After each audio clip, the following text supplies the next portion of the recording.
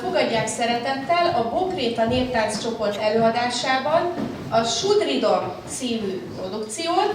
Külön köszönetet szeretnénk mondani Aradvári Lackó közösségi konzul úrnak, Aradvári László, de ő Lackónak szereti hívni magát, Lackó konzul úrnak, aki önkéntes munkájával fáradhatatlanul segített a gyermekeknek megtanulni a mai táncot. Kezdődjön!